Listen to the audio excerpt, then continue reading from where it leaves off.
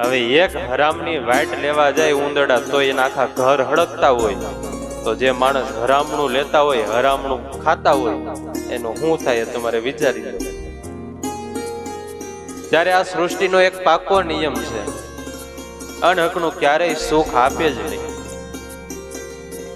ભલા કીજીએ ભલા હોગા, બુરા કીજીએ બુરા હોગા.